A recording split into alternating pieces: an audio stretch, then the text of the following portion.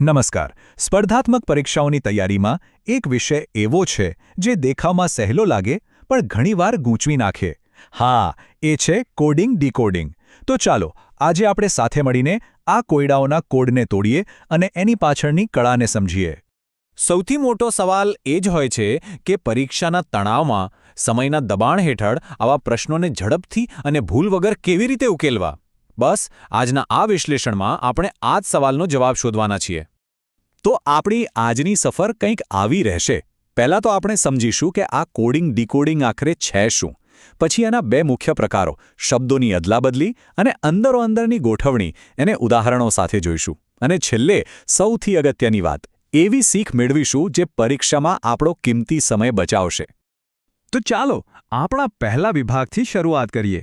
આખરે આ coding decoding શું ભલા છે? એકદમ સાદી ભાષામાં કહીએ તો આ એક ગુપ્ત ભાષાની રમત જેવું છે.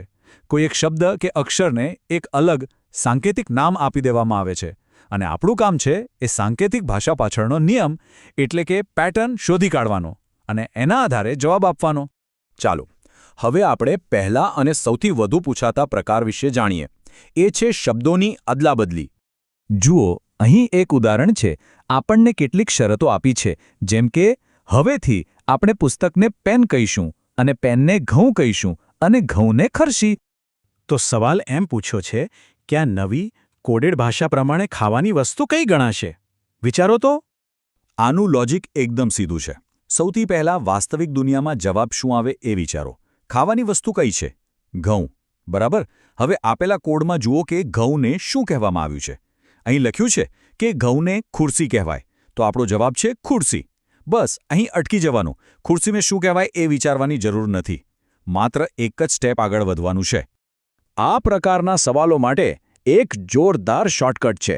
આખો કોયડો વાંચીને સમય બગાડવા કરતાં સીધો જ પ્રશ્ન વાંચો. ધારો કે પ્રશ્ન છે, પીવા માટે શું વપરાય છે? મગજમાં તરત જવાબ આવશે દૂધ. હવે આખા કોયડામાં ફક્ત એ શોધો કે દૂધનો કોડ શું છે. જો લખ્યું હોય કે દૂધને પેન કહેવાય તો આપણો જવાબ સીધો પેન થઈ ગયો. આ ટ્રીકથી ઘણો સમય બચી શકે છે. ચાલો હવે એક એવું ઉદાહરણ જોઈએ જે આપણને શીખવશે કે ક્યારેક સમસ્યા આપણામાં નહીં પણ પ્રશ્નમાં જ હોય છે. આ એક વાસ્તવિક પરીક્ષામાં પૂછાયેલો સવાલ છે. એમાં પૂછવામાં આવ્યું હતું કે આપેલા કોડ મુજબ ઘર બનાવવા માટે કઈ વસ્તુનો ઉપયોગ થાય છે. હવે અહીંયા જ બધી ગરબડ હતી. જુઓ, ઘર તો પથ્થર, માટી, લાકડું ઘણી વસ્તુઓથી બને. કોડ મુજબ પથ્થરને લોખંડ કહેવાય અને માટીને લાકડું કહેવાય. એટલે કે બે સંભવિત જવાબો તો અહીં જ છે. અને મજાની વાત તો એ છે કે લાકડાને શું કહેવાય એ તો કોડમાં આપેલું જ નથી. અને આ જ કારણોસર આ પ્રશ્નને પરીક્ષામાંથી રદ કરવો પડ્યો, કારણ કે એમાં એક કરતાં વધુ જવાબો સાચા હતા અને માહિતી પણ અધૂરી હતી.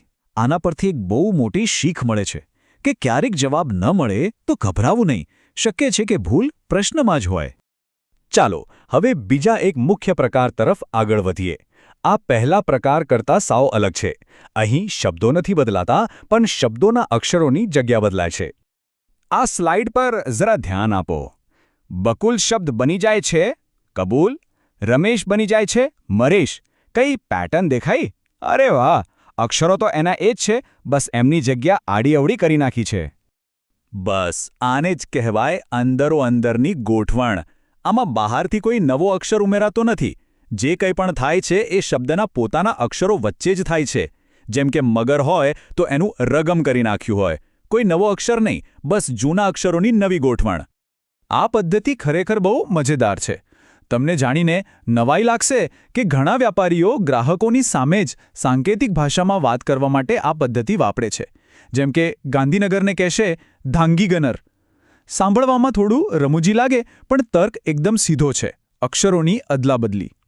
તો ચાલો હવે આ અંદરોઅંદરની ગોઠવણ કામ કઈ રીતે કરે છે એને એક ચોક્કસ ઉદાહરણથી ઊંડાણમાં સમજીએ. આ ઉદાહરણ જુઓ. રેપિડ શબ્દનો કોડ છે આરડીપ. આવું કઈ રીતે થયું? ખૂબ જ સરળ છે. પહેલા બે અક્ષરો આર અને એ એને ઉલટાવીને એઆર કરી દીધા. વચ્ચેનો અક્ષર પી એને એમનો એમ જ રહેવા દીધો અને છેલ્લા બે અક્ષરો આઈ અને ડી એને ઉલટાવીને ડીઆઈ બનાવી દીધા. સરસ. તો ચાલો આ જ નિયમ આપણે નેવર શબ્દ પર અજમાવીએ. પહેલા બે અક્ષરો એની ઉલટાઈને બનશે EN. વચ્ચેનો V જેમ છે તેમ જ રહેશે અને છેલ્લા બે અક્ષરો ER ઉલટાઈને બનશે RE. તો આ બધાને ભેગા કરીએ તો શું બને? NVRE. જોયો, એકવાર પેટર્ન પકડાઈ જાય પછી કેટલું સરળ છે. સારું, તો આ બધી ચર્ચા પછી આમાંથી આપણે ઘરે શું લઈ જવાનું છે? એટલે કે આની મુખ્ય શીખ શું છે? ચાલો એના પર આવીએ. આ એક વાક્યને મગજમાં બરાબર ફિટ કરી લેજો.